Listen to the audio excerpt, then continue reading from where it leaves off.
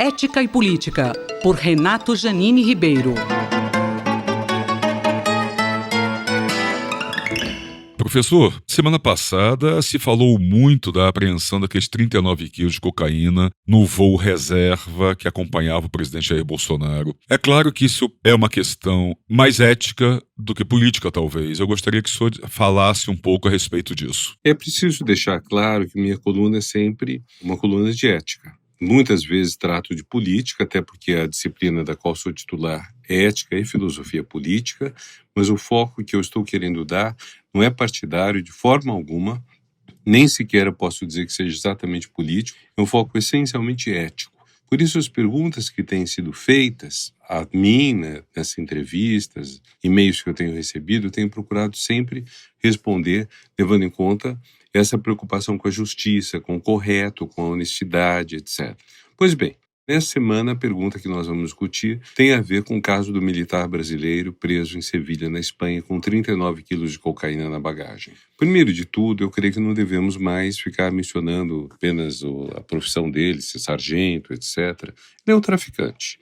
Mas há assuntos que estão sendo deixados muito de lado e que eu penso que deveriam ser cobrados. A própria imprensa tem cobrado relativamente pouco. Tudo indica, tudo que lemos, diz que ele tinha 39 quilos na bagagem de mão. Ora, 39 quilos na bagagem de mão não é uma coisa simples.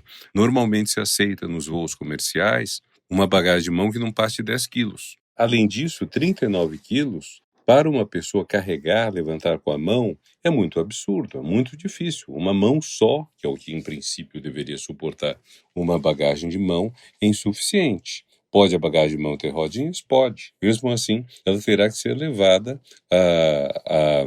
na mão na subida da escada. É bom dizer que na base aérea de Brasília, onde embarcam as autoridades no voo presidencial e no voo de reserva, não existe finger, existe simplesmente uma escada que as pessoas tomam. Então essa pessoa terá levado isso na escada, na mão, terá com uma mão, duas que é o habitual, colocado 39 quilos numa bagagem única dentro do bagageiro. Isso tudo soa muito esquisito e deixa uma dúvida séria sobre como tudo isso foi examinado. Até porque a cocaína é leve, então não é uma bagagem compacta. Se eu fosse 39 quilos de chumbo seria muito pesado, mas a bagagem poderia ser bem pequena. E um homem extremamente forte, com duas mãos, talvez com alguém ajudando, conseguisse levar isso, ainda mais num carro de rodinha. É pó, é leve, é muito leve. Outro ponto estranho também nessa história é não ter sido submetido essa bagagem ao raio-x, é o que tudo indica. Deveria ter passado pelo raio-x, que teria mostrado se havia dentro da bagagem alguma coisa suspeita. Não é apenas metal que chama atenção. O raio-x é cada vez melhor, ele pega inclusive cores. Então, ele pode mostrar que está havendo a remessa de algo que não é correto e pedir para abrir. Tanto assim que simples garrafinhas com produtos líquidos ou com cremes são barradas pelo raio-x nos voos internacionais, dado que a norma internacional os proíbe. Então são todas questões muito pouco informadas, muito pouco colocadas até agora. Agora, o mais grave é o seguinte, é um avião presidencial. Se alguém pôde entrar com bagagem desse tipo, não poderia ter entrado com uma bomba, com uma arma, não colocaria em risco a vida, a sobrevivência do próprio presidente, do primeiro escalão da República, de vários ministros. Tudo isso é muito estranho.